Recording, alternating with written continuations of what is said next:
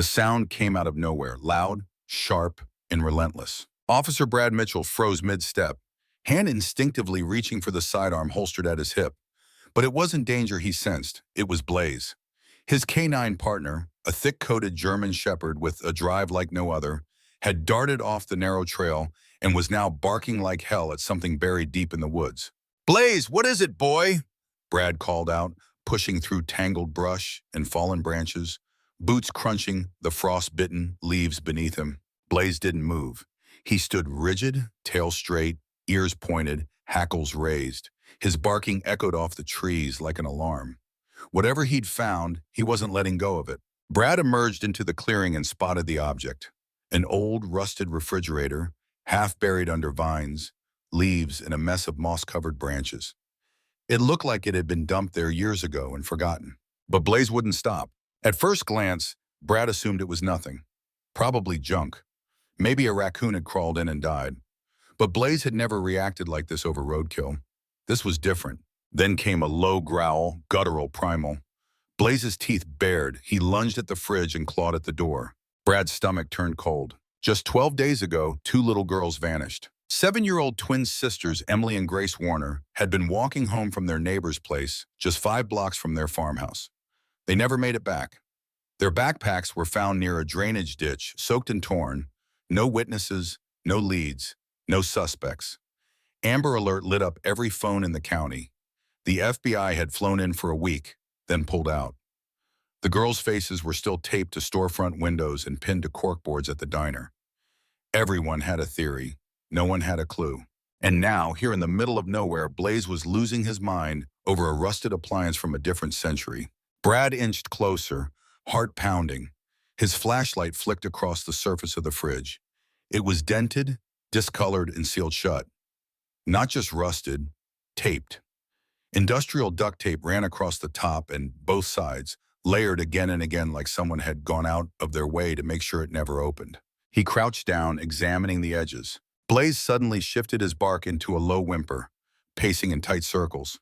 Brad placed a hand on the metal. It was cold, ice cold, colder than anything else around it, even with the November chill in the air. He tapped it once, then again.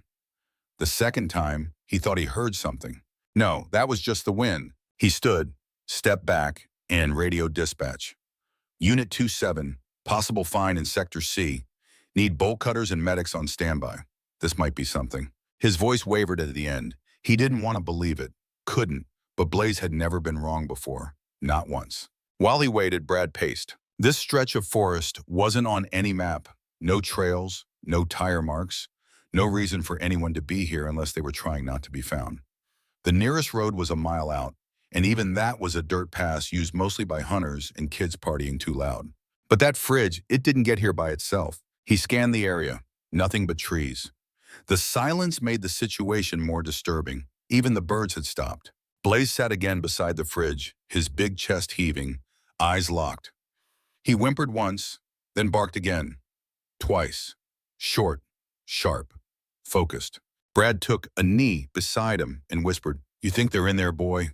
Blaze didn't look away. 15 minutes later, backup arrived. 2 deputies with bolt cutters, gloves, and tense expressions. "What are we looking at?" one asked. Brad gestured. "Blaze locked onto this thing like it was a bomb. I don't know what's in there, but we're opening it. Carefully." The duct tape peeled away slowly, inch by inch. Rust flaked off in thick patches.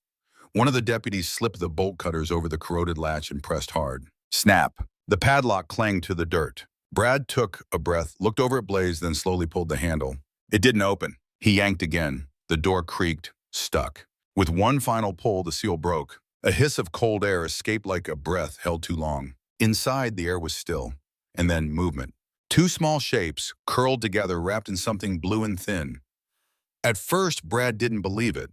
Couldn't. His brain refused to process. Then he saw the tiny fingers twitch. "Oh my God," one deputy whispered. Brad lunged forward. "Get medics, now!" He reached in, his hands trembling, and gently touched one of the girls. Her skin was cold, but she was breathing. Barely. The second was curled tighter, a hand still clutching a dirty teddy bear, missing one eye. "Emily. Grace," he choked out, barely above a whisper. The girls didn't respond, but one of them blinked. Blaze stepped closer and let out a soft, broken whine. He laid down next to the open fridge and placed his head on his paws, watching. Brad didn't cry often. He'd seen a lot in 12 years on the force. But this? He felt something break loose inside his chest. The paramedics lifted the girls out one by one and rushed them toward the ATV transport. Oxygen, blankets, IVs. Everything moved fast, and yet it all felt like slow motion. Blaze finally stood, nudging Brad's leg with his nose. "You did good, boy," Brad whispered. "You brought them home." As the last of the team packed up, Brad remained behind, staring at the fridge, now empty but still reeking of something sickening. There was a folded piece of paper taped inside the door. He pulled it off. 5 words, scribbled in red marker. "Pickup failed. Hide them again." Brad's jaw clenched. This wasn't random. This wasn't over. And whoever put them in there hadn't planned to stop. The ambulance disappeared down the dirt path in a cloud of red taillights and flying gravel. Officer Brad Mitchell stood alone now, the soft crunch of Blaze's paws on frosty ground the only sound in the clearing. Everything felt too quiet, like the trees themselves were holding their breath. Blaze circled back to the rusted fridge, sniffing its exterior once more before sitting down, head tilted. His ears twitched with every creak of wind.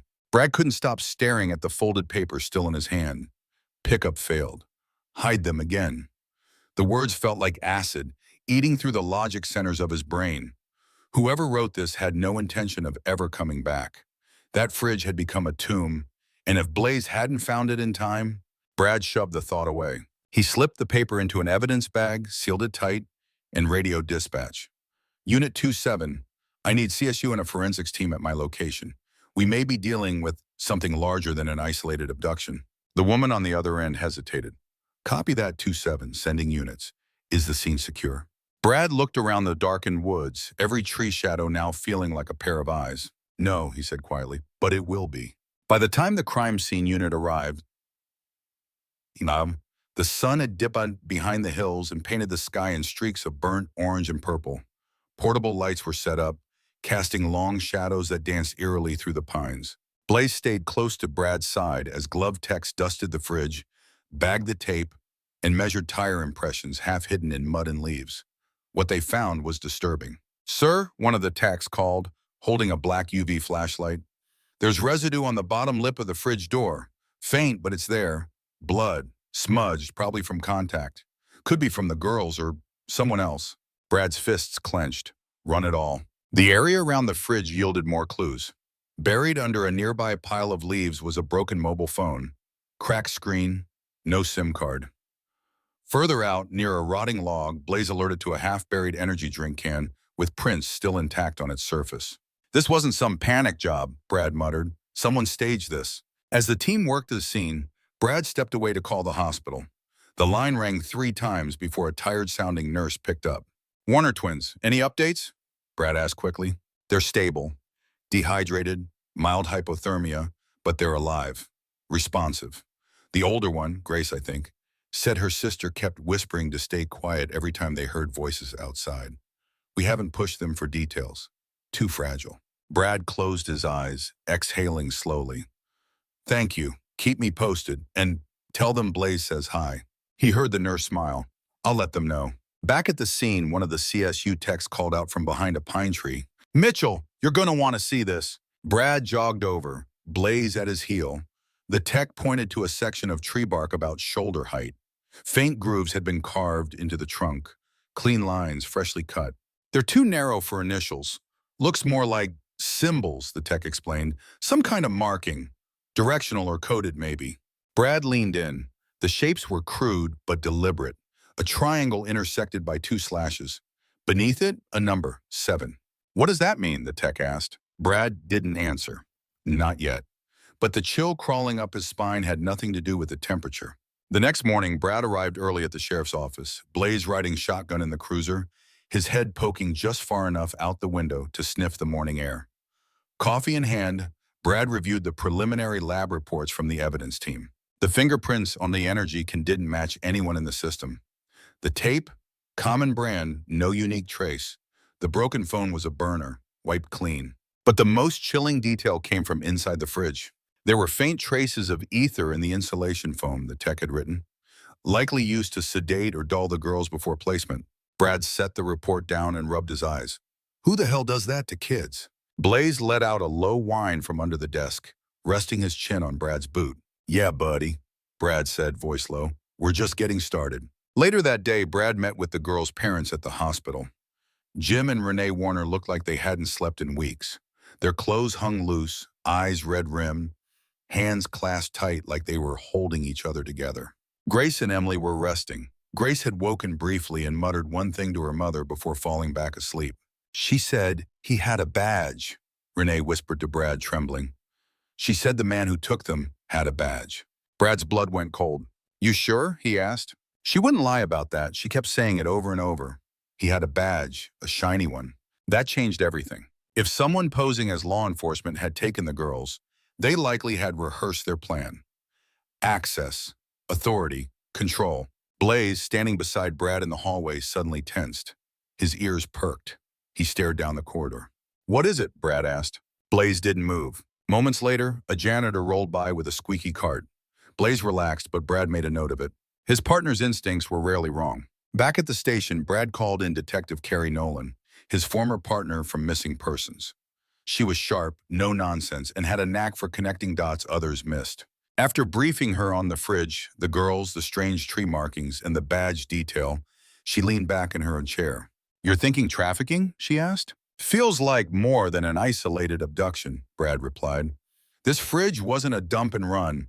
It was a holding cell. Someone was coming back for them. Carrie nodded slowly, and Blaze disrupted the pickup. Brad stared at the whiteboard, the pictures of the twins pinned at the top.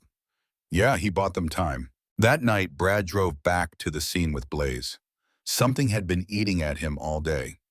That marking on the tree, the triangle, the 2 slashes, the number 7. With a flashlight in hand, he scanned the nearby trees. After 20 minutes, Blaze suddenly barked once, then ran about 30 feet west. Brad followed. Another tree, another carving. This one showed the number 6. His heart skipped. They were counting down. And whatever was supposed to happen at 0, it hadn't yet. He crouched beside Blaze, flashlight beam shaking slightly. Someone's coming back, he said out loud, voice tightening. We didn't interrupt the end. We interrupted the middle. Blaze growled low. Brad stood and looked around the forest, no longer just trees and shadows. Now it was a battlefield. The number was real, carved, deliberate, waiting in plain sight for anyone smart or unlucky enough to see it. Brad Mitchell stared at the Amish in the tree trunk, his flashlight beam catching the fresh, raw wood beneath. He didn't speak, didn't blink. His breath clouded the cold night air. Next to him, Blaze stood completely still, nose twitching as he sniffed the air for anything out of place. They were dealing with a countdown. Someone was using these woods like a map, and whatever the endgame was, it hadn't happened yet. Brad muttered to himself, 7 trees, this is 6. So the fridge must have been. He turned and jogged back the way they came. Blaze followed at his side, paws silent against the frost-covered forest floor. After a few minutes, they reached the clearing with the rusted fridge. Brad ran to the tree behind it and swung his flashlight over the bark. There it was, 7. So the fridge was marker 7, and the tree to the west, number 6, which meant someone had been moving backward or forward. He turned in a slow circle, the beam of light darting from tree to tree. The pine woods swallowed most of the light, but somewhere among the stillness was the next clue. Back at the sheriff's office the next morning, Brad sketched out a crude map on the whiteboard. His coffee sat untouched. There are at least 2 points marked in sequence, he said to Carrie Nolan, who stood beside him with her arms crossed, eyes sharp. And if the fridge is number 7, we have to assume there are 6 more like it. Carrie raised a brow. 6 more fridges? Brad shook his head. Maybe, maybe not. Could be holding spots. Could be surveillance zones. Could even be coded delivery routes. She turned to the board. Either way, that fridge wasn't just some lucky break. It was part of a larger system. And we interrupted it, Brad added, which means they'll adapt. Carrie tapped the map, so we stay ahead of them. Blaze was restless that morning. He paced the hallway outside the briefing room like he knew time was running short. Every time a deputy walked by, Blaze's ears flicked and his eyes followed. Brad knelt beside him. You ready to get back out there, partner? Blaze wagged his tail once, short and stiff, focused. They loaded into the cruiser and headed back toward the woods. But this time, they weren't going in blind. Brad had marked the GPS coordinates of the fridge and the second tree. If he was right, the trees would form a path, a breadcrumb trail, and Blaze would be their compass. They parked a quarter-mile west of the last marker. It didn't take long. Blaze veered off the trail after only 10 minutes of walking, his nose pressed to the ground, weaving like he was following a scent trail that hadn't yet faded. Then he stopped, stiffened, barked once. Brad stepped up beside him, eyes scanning the bark of a thick tree wrapped in vines. He pushed them aside. There it was. Good boy, Brad whispered, rubbing Blaze's head. Behind the tree was a narrow game trail, mostly overgrown. Animal prints, mud, but something else too, a fresh boot mark. Not from a hiker. Too deep, too clean. They were close. 3 more trees, marked 4, 3, and 2, led deeper into denser terrain. The last tree was near a small ridge. Beyond it was a dip in the land, almost a crater, like something had collapsed years ago. Brad and Blaze stood at the edge, scanning. Then Blaze barked again, louder this time, and with urgency. Brad's pulse kicked up. He followed Blaze down the ridge. At the base was something buried under fallen leaves and debris. Metal. A vent? A hatch? Brad got on his knees and brushed it clear. A square steel door with rusted hinges and a small padlock. There were scratch marks on the edge of the frame. Blaze began growling. This wasn't just a countdown, it was a destination. Brad radioed the department. I've located marker number 1. Possible underground structure. Sealed. Send backup. Carrie's voice crackled through. You sure it's safe to approach? I'm not opening it. Not without tools and eyes on me, but Blaze is alerting hard. This place has been used. Copy that. Sending SWAT and forensics. You okay to hold position? Brad looked down at Blaze, who sat firmly between him and the hatch. Body tense. We'll be fine. 45 minutes later, SWAT and techs arrived. The team surrounded the site while the techs worked to cut through the padlock. Blaze was secured but kept within line of sight. He whined impatiently as the door creaked open. A ladder led down into darkness. No smell, one of the SWAT guys muttered. No decay, just cold. Brad volunteered to go first. He descended slowly, flashlight sweeping. The space below was barely tall enough to stand in. An old storm shelter, maybe 10 by 10 feet. Dust hung in the air like fog. In the corner were 5 identical plastic crates, all sealed. Brad's stomach turned. The first crate was filled with unopened water bottles and shrink-wrapped granola bars. The second held clean clothes, all in child sizes. The third? The blankets, all hospital-issued. And in the fourth crate, dolls, brand new, tags still attached. Brad turned to the final crate. Inside were cell phones, at least a dozen. All different models, all wiped. Whoever used this place had planned everything down to the hour. He climbed back up into the daylight, where Blaze ran to him, whining as he sniffed his gear. Brad gave him a tired pat. They were never supposed to be found. Carrie stepped beside him. Then why the countdown? I think this wasn't the end, he said quietly. I think this was a reset point. If something went wrong, like it did with the fridge, they regroup here. Carrie stared at the woods beyond. Then there's someone out there who's about to find out we've ruined their timeline. That evening, the Warner twins finally gave a statement. Brad sat behind the one-way mirrors, listening. Grace spoke softly, her voice barely above a whisper. There were 2 of them, she said, a man and a woman. The man had the badge. The lady was meaner. Did you see their faces? The interviewer asked gently. Grace shook her head. No, we had blindfolds. But their voices, they kept saying we had to stay still, that we'd be going away soon. Brad leaned forward in his chair. Did they ever say where they were taking you? Grace hesitated. Then she nodded. They said we'd be with the others.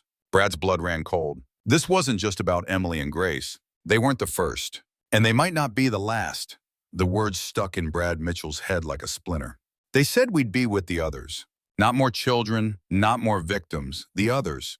Like there was a plan, like there was a system. And the twins, Grace and Emily, had only been one part of it. Back at his desk, Brad stared at the whiteboard. 7 numbered tree markers. 1 buried fridge, 1 underground bunker. No footprints leading in, no tire tracks leading out. Whoever was running this operation knew how to disappear. But no one disappears forever. Blaze lay curled up nearby, his head resting on his paws. His eyes tracked Brad, alert even while resting. Brad tapped his pen against his knuckle. We're missing something, he muttered. He flipped open the evidence bag that held the phones from the bunker. 12 different brands, all wiped. But the tech team had recovered fragments from 2 of them, one partial contact list and a location history ping. The contact list was blank, probably a decoy SIM. But the GPS history? That was the jackpot. A single ping from 3 weeks ago, somewhere just south of the state line, near a closed truck stop off Route 39. The place was as dead as they came. Brad pulled off the highway the next morning, tires crackling over broken asphalt. The old truck stop was boarded up, with weeds growing through every crack in the lot. A faded sign that once read Pine Ridge Plaza now had half the letters missing. The gas station was gutted. The diner next door had a closed for renovations banner torn halfway off. But Blaze's ears perked the second they parked. "You got something already, boy?" Brad asked. Blaze didn't bark. He simply stood tall in the front seat, nose twitching, eyes locked on the far side of the diner. Brad stepped out, the morning sun barely warming the air. Blaze leapt down and took the lead, sniffing through the gravel lot and then around the back of the old building. Behind the diner was a dumpster, empty, clean, too clean. Blaze circled it, then scratched twice at the rear base. Brad crouched down and pulled out his flashlight. There behind the metal panel was something wedged in the dirt. A child's shoe. Back at the station, the techs ran the shoe's material through evidence databases. It matched a missing persons report from 6 months ago. A boy named Tyler Green, age 8, vanished while playing at a rest stop in Utah during a family road trip. The search was called off after 3 weeks. Authorities had assumed he wandered into the desert and got lost. But now his shoe was found behind a sealed dumpster 1,000 miles away. Carrie Nolan stared at the evidence photo in disbelief.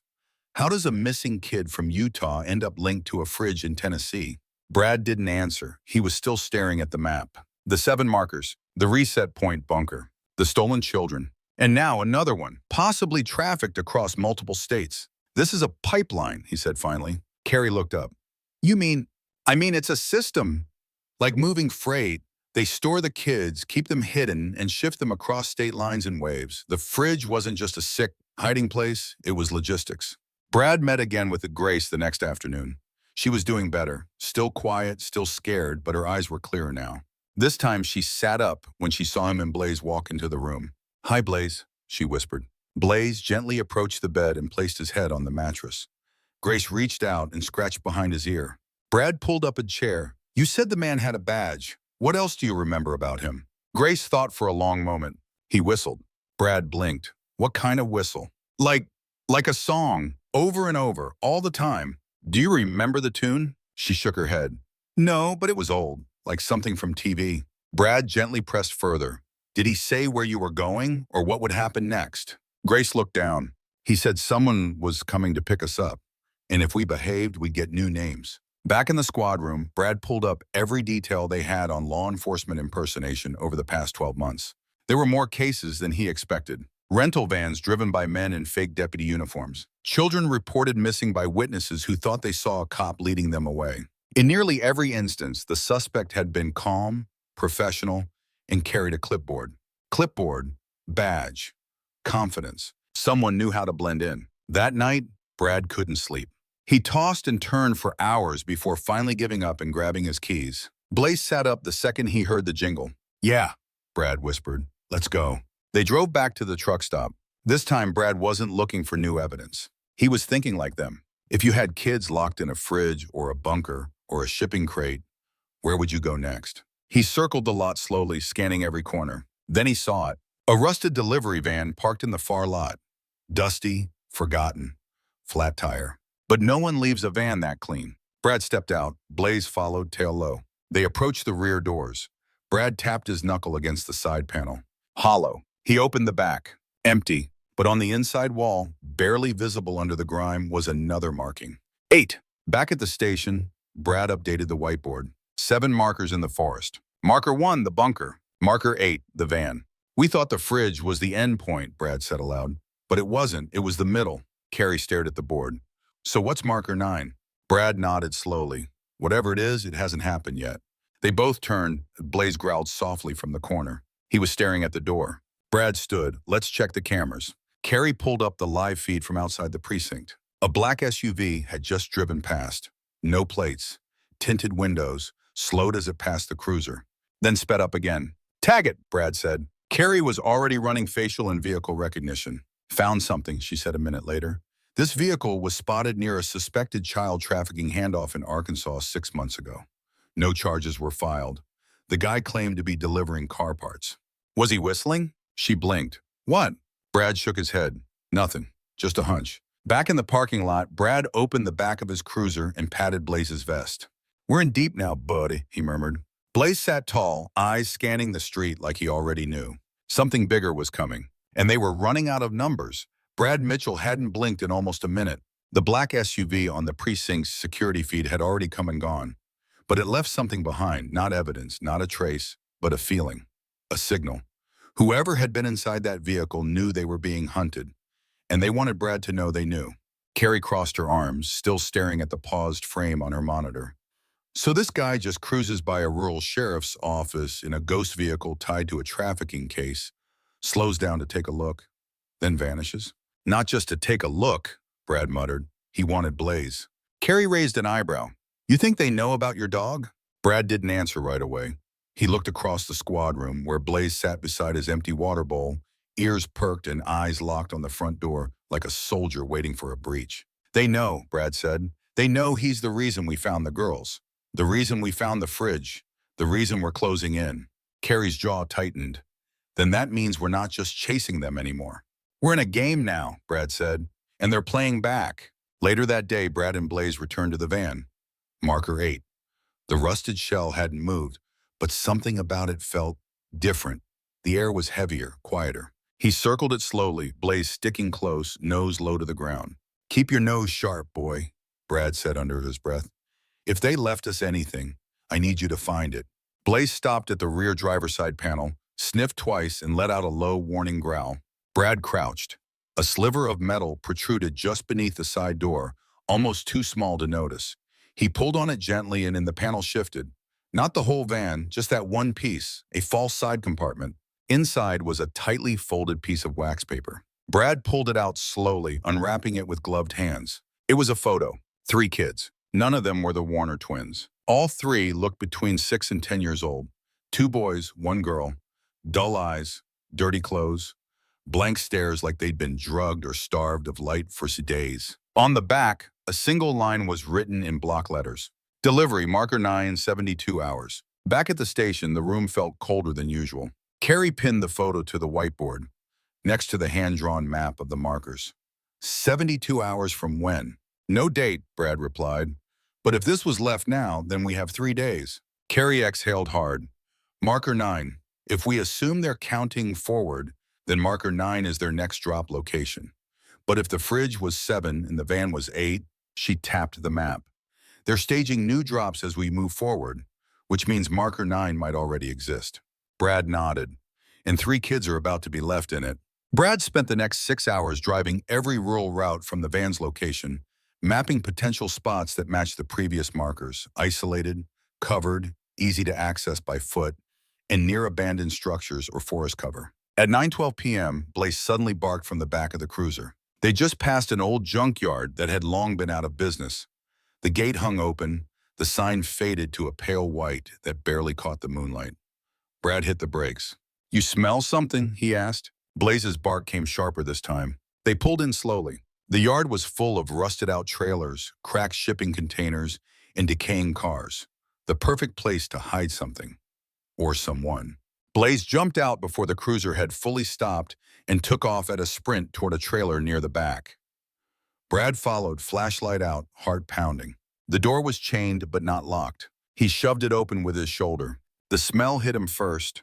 Stale air, sweat, something chemical. Inside were 3 large pet carriers. 2 of them were empty. The third had claw marks on the inside. No kids? But one of the carriers had a name scrawled across the top in black permanent marker. Noah Green. Brad froze. Noah Green had been missing for 2 months. Disappeared from a 4th of July festival in Missouri. No one had seen him since. Blaze sniffed the inside of the carrier and whined. It was recent.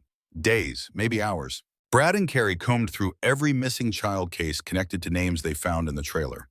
3 matches. All recent. All different states. All presumed to be non-custodial, parental abductions or runaways. They're choosing the ones that won't raise federal flags immediately, Carrie muttered. The kids who don't trigger cross-state investigations fast. They're cherry-picking the ones nobody looks for twice, Brad said bitterly. And then what, she asked. Drop them in fridges and vans? No, Brad said, that's just storage. Then what's the end game? He stared at the timeline again.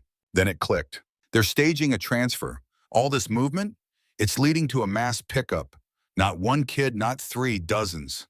Carrie's eyes widened. A buyer? Or a transport hub? Brad added. Marker 9 isn't the end, it's the handoff. The next morning, Blaze led the search teams deeper into the forest north of Marker 8. It was slower this time. The wind had picked up, the scent trails weaker. But Blaze didn't stop working. He moved like a machine driven by something deeper than training, instinct. After 2 hours, he stopped at a clearing with a pile of old lumber and tarp.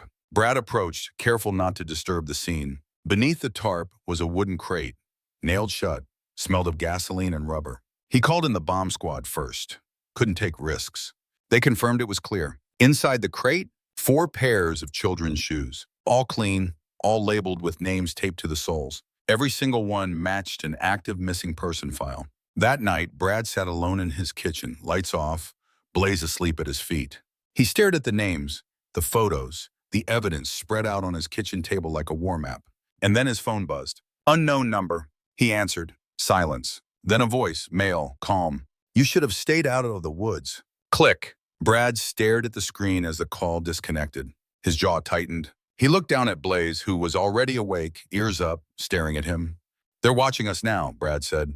Blaze stood. Brad grabbed his keys. It was time to find Marker 9 before someone else did. Brad Mitchell barely slept that night. The voice on the other end of the call had been so calm, so matter-of-fact. You should have stayed out of the woods. Not a threat, an instruction. A reminder that he was trespassing into something bigger than a missing persons case. And it wasn't just about him anymore. It was about Blaze. It was about the kids. And it was about whatever was waiting at Marker 9. By morning, the sheriff's office was buzzing. Agents from the FBI's Child Exploitation Task Force had been looped in after the latest discoveries. The shoes, the names, the crates, the photo of the 3 unknown children. But Brad wasn't waiting around for more red tape. He stood in the middle of the briefing room, pointing at the whiteboard. This isn't a theory anymore, he said. We're not guessing. This is a timeline with real drop points, coded movement, and countdowns. Marker 9 is next, and we've got less than 48 hours to stop them. An agent in a gray blazer folded his arms. With all due respect, Officer Mitchell, these drop sites are all over rural terrain. They could be staging anywhere. Then we narrow it down, Brad shot back. Look for abandoned facilities near major highways. Somewhere quiet, secluded, but close enough for transport trucks. They're not dumping kids in the woods for fun. They're moving product. Carrie Nolan chimed in, flipping through a folder. There's a decommissioned grain terminal 40 miles northeast. Used to be a loading hub for long-haul cargo before it shut down 5 years ago. Brad's eyes lit up. Is it still accessible? Carrie nodded. Fencing's still up, but half of it's been ripped out. Locals say it's used by off-roaders and partiers on weekends. Then it's perfect, Brad muttered. They're not hiding from locals. They're hiding in plain sight. 2 hours later, Brad, Carrie, and Blaze arrived at the grain terminal. It was massive. 3 concrete silos stood like gray tombstones on the edge of a wide gravel yard. A long abandoned scale house sat crookedly near the gate. Half of its roof collapsed from storm damage. The wind whistled through shattered windows. Empty beer cans littered the loading dock. But Blaze wasn't focused on the trash or the rot. His head turned sharply toward the largest silo. Without hesitation, he bolted. Blaze, Brad called, sprinting after him. The dog didn't stop. He barked once, twice, then began digging at the base of a metal panel that looked welded into place. Brad dropped to his knees, brushing away debris. Behind the panel, just like before, was another hidden seam. He pried it open. Inside was a fresh cooler. And tucked inside that, another wax-wrapped envelope. This time, the handwriting was worse, sloppy, rushed. But the message was clear. He took the others, but I kept him. Brad's heart froze. He passed the note to Carrie. What the hell does that mean? Carrie's voice was low. Sounds like a fallout, like someone's panicking. Maybe a partner went rogue. Brad turned back to Blaze, who was now sniffing a trail leading around the back of the silo. Without a word, he followed. Behind the silo was an old conveyor tunnel, partially collapsed. Blaze sniffed near the rubble, then turned sharply and barked. Something moved under the rubble. Brad raised his hand for silence. And then, a cry. Faint, raspy. A child's voice. It took an hour for rescue crews to safely move the concrete without collapsing the entire tunnel. Blaze paced the whole time, refusing to leave the spot. Finally, a paramedic shouted, "We forgot movement!" Brad knelt by the edge, his flashlight catching the outline of a young boy, dirty, cold, and barely conscious. Maybe 9 years old. He was curled under a collapsed beam, a torn blanket, the only thing between him and the dust. His lips were cracked, his voice a whisper. "Are they gone?" Brad reached in gently. "You're safe now. What's your name?" The boy hesitated. "Noah," he whispered. "Noah Green," the name scrawled on the crate. He was real. He was alive. And someone had left him behind on purpose. At the hospital, Noah remained under observation, but his condition stabilized quickly. The nurses said he hadn't spoken much, but when he saw Blaze walk in, something shifted. He reached out with one trembling hand, and Blaze licked it gently, lying down beside his bed. That's when the boy spoke. "I was number 3, he said quietly. Brad leaned closer. "What do you mean?" "There were 2 other boys, and a girl. They kept us in the van at night. During the day, we were moved one by one. I think he was mad, said the other guy didn't follow orders." "Who's he?" "The one with the whistle." Brad's heart pounded. Grace had mentioned it. The man with the badge, the whistle. Noah's hands gripped the blanket. He wore a security vest, said his name was Jim. He said the girl cried too much, so they left her behind. Brad swallowed. "Left her where?" "I don't know, but he said she ruined the schedule. That's why he kept me." Brad stood. His hands were shaking. Carrie pulled him aside outside the room. "We're running facial sketches based on the kid's description. If we're lucky, we'll get a match in the offender registry." Brad shook his head. "We need to go back to marker 9. Carrie narrowed her eyes. "Why?" "Because he kept one, and there might be a girl still out there." They returned to the grain terminal before sunset. Blaze led them this time through a different route, an old drainage ditch leading to a storm tunnel beneath the silo. The smell hit Brad first. Damp, mildew, and something else. Blaze barked and ran into the tunnel. At the end, they found another crate. This one wasn't empty. Inside, wrapped in a thin thermal sheet, was a little girl, barely 6 years old, weak, barely moving, but alive. Brad scooped her into his arms. Her eyes fluttered open for a second. "You're not him," she whispered. Brad's voice cracked. "No, sweetheart, he's gone." She passed out against his chest. Blaze stood beside him, unmoving. As the paramedics arrived and took her, Brad crouched beside his dog, hand resting gently on his thick fur. "You saved her," he said. Blaze looked up. No bark, no movement, just understanding. Later that night, Carrie handed Brad a new file. Facial recognition had pinged a suspect. James L. Carrington, a former private security guard fired after multiple complaints about using excessive force. No charges stuck. Had worked freelance jobs along trucking routes between 4 states. Last known address, an RV parked in a scrapyard outside of Mobile, Alabama. "Think he's our badge and whistle guy?" she asked. Brad stared at the man's mugshot. "I don't think," he said. "I know." Carrie raised a brow. "You want to go after him?" "No," Brad replied. "I want to end this." He looked at Blaze, who sat beside the cruiser, staring out toward the horizon. "There's no marker 10. Carrie frowned. "How do you know?" Brad turned to her, jaw set. "Because he didn't plan to leave anyone behind." The wheels of justice didn't always move fast. But sometimes when the right people refuse to give up, they move just fast enough. Brad Mitchell stared at the mugshot of James L. Carrington again as the cruiser hummed down the interstate. The man who had pretended to be a cop. The man who moved kids across state lines like they were furniture. The man who whistled old sitcom tunes while hiding children in refrigerators and storm drains. And somewhere out there, he was still on the move. Beside Brad in the front seat, Blaze sat upright, tense, head turning with every 18-wheeler that passed. He hadn't relaxed once since they left the station. Brad gripped the wheel tighter. "We're going to find him, partner." Mobile, Alabama, wasn't much different from a dozen other towns where pieces of this nightmare had unfolded. Same quiet streets, same gas stations and truck stops, same kinds of places where someone like Carrington could disappear for months at a time and nobody would notice. But this time someone had noticed. A scrapyard owner called in a suspicious RV that hadn't moved in over a week. The description matched. So did the partial VIN number the FBI had been tracking. By the time Brad and Blaze pulled up with backup, SWAT was already in position. Brad stepped out of the cruiser and hooked Blaze's leash to his vest. "Let's go end this." The RV looked like something out of a horror film.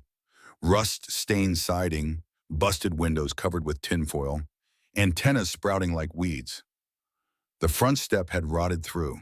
Inside, it was worse. Rotten food, empty pill bottles, trash. But in the back, locked inside a steel dog crate, was a duffel bag filled with IDs, SIM cards, prepaid phones, and photos. Photos of children. Some of them still missing, others had already been found. And in the front of the RV, wedged into the dashboard, was a laminated security badge. Jim Carrington, Delta Private Logistics. Brad held the badge in his hand as Blaze began growling. Not at the RV, at something else. The woods. A shout went up from one of the agents. Movement! Northeast tree line! Brad turned just in time to see a figure sprinting through the brush. Tall, thin, tan jacket, backpack, shaggy hair, exactly like the photo. Brad dropped the badge, unclipped Blaze's leash, and shouted one word. Go! Blaze took off like a missile, his black and tan coat blurring through the trees. Brad followed, lungs burning, heart racing. Up ahead, Carrington ran hard, stumbling over roots and brambles. He looked back once, saw Blaze gaining ground, and pushed himself harder. But it was too late. Blaze leapt. His body collided with Carrington's legs mid-stride, knocking him to the ground. The man screamed as Blaze sank his teeth into the arm that reached for a pocket. Brad arrived seconds later, gun drawn, shouting commands. Hands where I can see them! Carrington froze. Blood seeped from his forearm. Blaze still growled, lips curled back but held steady. Brad kicked the backpack away and cuffed him. It was over. Back at the station, news of Carrington's arrest spread fast. Parents from 4 states flooded the tip line. Within 48 hours, 5 more children were identified from the photos in his RV. 2 were still missing, but they weren't giving up. Brad sat beside Blaze in the squad room as the FBI agents boxed up evidence. The dog's head rested on Brad's knee, tail thumping gently every time someone walked by and called him a hero. He never gave up, Brad said mostly to himself. Carrie came over and placed a fresh cup of coffee in front of him. Neither did you. Brad nodded, but Blaze, he found them, all of them. Carrie looked at the K9, then back at Brad. What now? Brad looked at the board. Dozens of photos, markers, timelines, all connected by red string. The countdown had ended, but the fight hadn't. I think we keep going, he said, because there's more out there, and they think nobody's coming. He looked down at Blaze. But we are.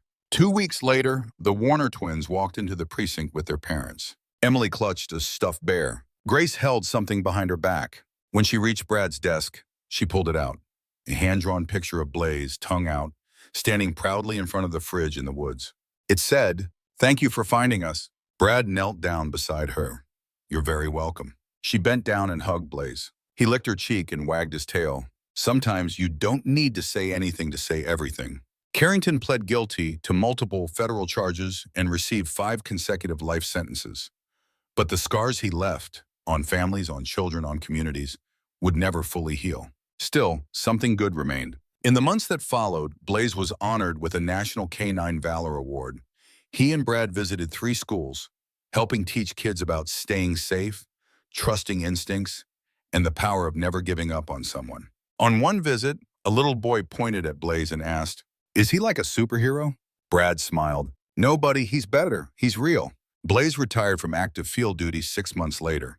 Not because he couldn't keep going, but because he'd earned peace. He spent his afternoons napping in the sun on Brad's porch, chasing tennis balls, and visiting the very children he had helped rescue.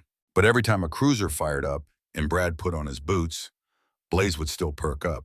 Still ready, still listening, still watching, just in case someone else out there needed him. Thank you for joining us on this emotional journey with Officer Brad and K9 Blaze. This story was inspired by the courage of real working dogs and the brave officers who follow every clue, no matter where it leads, to protect the most vulnerable among us.